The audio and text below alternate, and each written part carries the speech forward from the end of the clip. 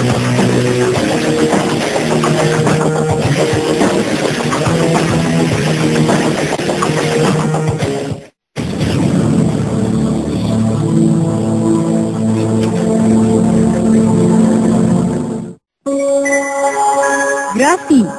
atau pengampunan narapidana, walaupun tetap mesti memperhatikan pertimbangan Mahkamah Agung, adalah sepenuhnya hak prerogatif Presiden.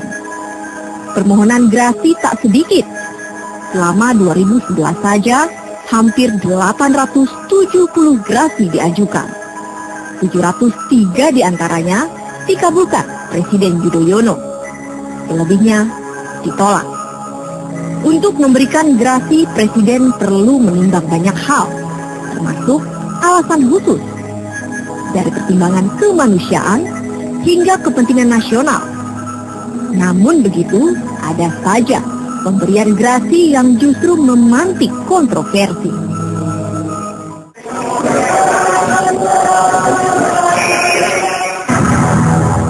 Chapelle Le Corby, warga negara Australia, sudah menjadi buah bibir saat tertangkap aparat keamanan Bandara Ngurah Rai Denpasar 8 tahun silam. Dia dipergoki membawa lebih dari 4 kg marijuana tersembunyi dalam tas papan selancarnya. Pada 2005, Pengadilan Negeri Denpasar menghukum Corby dengan 20 tahun penjara.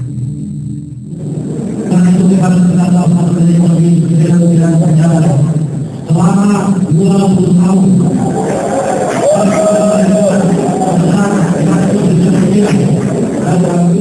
Kasus Corby bukan hanya jadi pusat perhatian media di Indonesia. Media asing, terutama Australia, juga getol melaporkannya. Pemerintah Australia bersikap membela Corby. Sementara masyarakat di negeri kangguru mengkritik, hukum Indonesia hanya fokus pada fakta bahwa Corby tertangkap tangan membawa ganja ke Indonesia. Hukum Indonesia menurut mereka tak bisa menjawab bagaimana Corby bisa memiliki barang haram tadi. You're innocent. I feel for this young woman.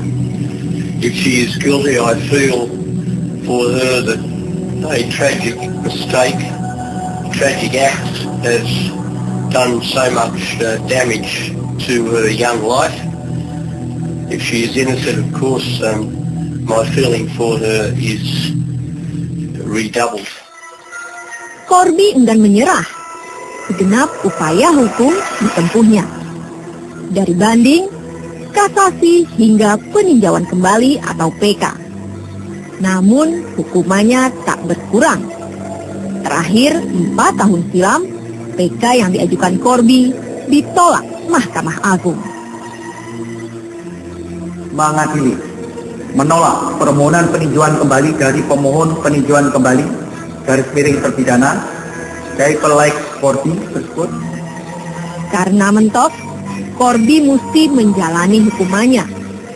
Memang jumlahnya tidak genap 20 tahun. Dia beberapa kali mendapat remisi atau pengurangan hukuman. Jumlahnya di total hingga sekarang 2 tahun 1 bulan. Corby kini sudah menjalani hukuman selama 7 tahun 7 bulan. Artinya masih cukup lama untuk bebas. Bahkan bebas syarat sekalipun. Nah, di tengah jalan, Presiden Yudhoyono memberikan grasi 5 tahun untuk Corby. Salah satu alasannya, pertimbangan kemanusiaan. Memang, pada April 2 tahun lalu, koran The Daily Telegraph sempat melaporkan bahwa Corby mengalami gejala sakit kejiwaan akibat dipenjara. Dokter mendiagnosa Corby menderita psikosis atau mengalami putus hubungan dengan realitas, terkadang mengalami delusi dan halusinasi. Kekurang terbukaan pemerintah menjelaskan apa sesungguhnya alasan pemberian grasi kepada Corby menerbitkan kontroversi. Bagian menyebut grasi untuk Corby semacam barter tahanan karena banyak nelayan warga Indonesia termasuk anak-anak yang ditahan pemerintah Australia akibat penyelundupan manusia. Kami pastikan bahwa itu tidak ada. Jadi benar-benar ini adalah suatu diskresi atau kewenangan presiden berdasarkan konstitusi, berdasarkan undang-undang. Siapa bilang upaya barter tidak ada itu? Ya. Yang jelas, kini ada 470 warga kita yang dipenjara di Australia terkait penyelundupan manusia. 28 di antaranya diduga anak-anak. Menteri Hukum dan HAM kembali menjelaskan, tapi tetap saja belum terang benderang. Dengan diplomasi seperti ini banyak sekali warga kita yang terancam hukuman berat, bahkan hukuman mati, telah mendapat pengampunan dari Dewan Raja-Raja Malaysia, telah mendapat perhatian dan secara khusus ya Raja Saudi turun tangan sendiri. Kalau polisi yang serupa itu dinikmati juga seorang Corby, ya seperti kita ketahui, kita juga banyak memiliki warga negara yang berada di penjara-penjara di Australia. Soal ekstradisi, Australia sebenarnya tak gemar memulangkan buronan. Misalnya buronan pengemplang dana bantuan likuiditas Bank Indonesia, BLBI, Adrian Kiki Aryawan, belum juga diserahkan. Adrian, bekas Direktur Bank Surya, diganjar hukuman seumur hidup oleh Majelis Hakim Pengadilan Negeri Jakarta Pusat karena menggasak dana BLBI sebesar 1,5 triliun rupiah. Yang jelas, kontroversi terlanjur terbit. Ketua Mahkamah Konstitusi termasuk yang angkat suara. Ada persoalan komitmen. Di atas konstitusi itu ada moral, ada keadilan dan sebagainya. Ada keselamatan rakyat dan bangsa. Sehingga sebenarnya di luar soal sah dan tidak sah, seumpama saya yang diminta pertimbangan, saya tidak akan menyetujui pemberian gerasi itu, karena narkoba itu sungguh sangat berbahaya. Anda tanyakan kepada orang yang keluarganya pernah korban narkoba, masa depannya sudah habis. Mahfud layak cemas karena narkotika dan psikotropika menjadi mesin pembunuh yang menakutkan. Di negeri kita, setiap hari 50-an orang tewas akibat mengkonsumsi narkotika dan sejenisnya. Namun, adakah kepentingan yang lebih besar di balik gerasi untuk Corby? Presiden tidak sedang bicara citra pribadi. Presiden sedang bicara kepentingan Republik. Apa? Diplomasi. Warga negara kita yang ada di sana. Bagaimana bahkan keutuhan NKRI kalau bisa disupport NKRI oleh Australia. Kepentingan yang jauh lebih besar. Kenapa kasus narkotik? Karena yang kemudian muncul dalam perhatian publik Australia adalah Corby. Untuk kepentingan nasional, boleh-boleh saja.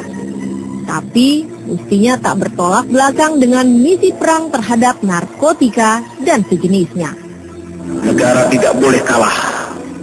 Saya ulangi lagi, negara tidak boleh kalah dalam melawan para penjahat, apalagi sindikat narkotika. Yang paling girang atas pemberian gerasi untuk Corby, ya jelas keluarganya. Keluarga juga mau bilang terima kasih untuk Bapak Presiden Indonesia, dan juga mau cari informasi untuk TB yang itu akan tidak bisa komentar lagi. Keputusan gerasi untuk Corby sudah diterbitkan, tak mungkin ditarik kembali. Sekarang kita tinggal menghitung, adakah negara kita mendapat untung?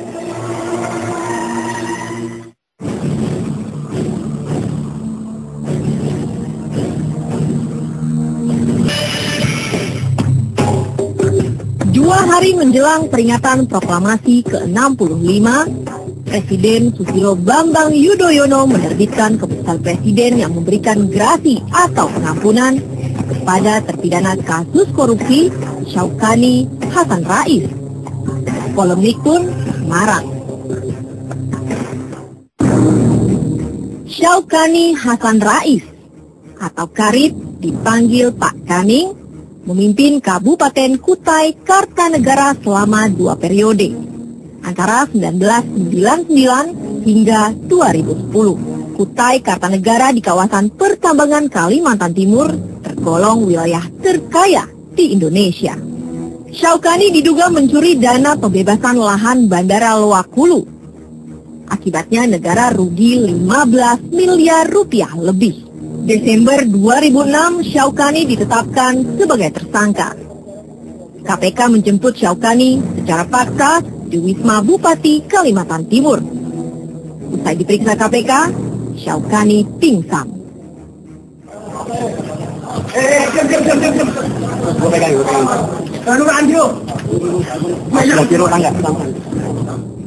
Setelah berangsur pulih, Syaukani kembali memenuhi panggilan KPK. Dia bersikukuh tak bersalah. Baru diduga ya. Jadi saya akan membuktikan nanti bahwa apa yang diduga mungkin tidak benar ya. Karena saya baru diduga. Tapi Majelis Hakim Pengadilan Tindak Pidana Korupsi menyatakan Syaukani bersalah dan mengganjarnya 2 tahun 6 bulan penjara. Syaukani bersalah mencoleng dana perangsang pungutan sumber daya alam, dana studi kelayakan Bandara Loak Hulu, dana pembangunan Bandara Kutai, serta dana pos anggaran kesejahteraan masyarakat. Karena sakit-sakitan, Syaukani lebih banyak menginap di rumah sakit ketimbang menghuni penjara Cipinang. Bahkan berobat ke Singapura pun dijalaninya. Di ICU keadaannya baik, tapi saya pernah ke Singapura juga tidak ada perubahan.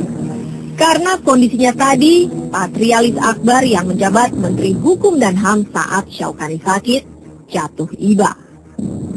Akhirnya, menjelang peringatan proklamasi ke-65 2 tahun lalu, Presiden Yudhoyono memberikan grasi kepada Syaukani. Syaukani bebas. Terang saja, keputusan pemerintah tadi memanti kontroversi. Tapi jujur saja saya katakan sebagai wakil rakyat bahwa ini adalah hal yang sangat sensitif, menyinggung rasa keadilan masyarakat yang saat ini lagi gencar-gencarnya kita sedang memberantas korupsi. Tapi pengampunan dalam bentuk gerasi maupun remisi ini memberikan suatu peluang lagi bahwa memberikan gambaran pada kita ternyata pemerintah kita, terutama presiden, tidak serius. Meski begitu, Patrialis Akbar jalan terus. Pemberantasan korupsi menjadi target utama bagi pemerintah. Tetapi faktor kemanusiaan bukan berarti kita abaikan. Ternyata Pak Syaukani itu terbaring, badannya udah kaku, matanya sudah buta. Bicara juga udah nggak bisa. Saya sampaikan kepada Bapak Presiden, Pak, orang ini sakit permanen, bergerak aja udah nggak bisa. Grasi untuk Syaukani digugat. Komitmen pemerintah mengganyang penyakit korupsi yang mewabah di seantero negeri juga dipertanyakan. Pasalnya 2 tahun sebelum memberi grasi pada Syaukani, Presiden Yudhoyono menegaskan pemerintah serius memerangi korupsi.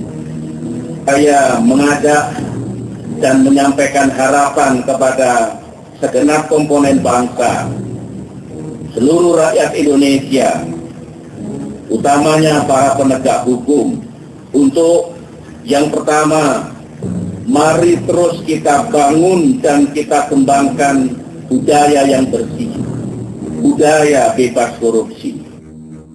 Agaknya pemberantasan korupsi tetap merupakan pekerjaan rumah buat bangsa kita. Namun begitu, kuncinya tetap di tangan penegak hukum.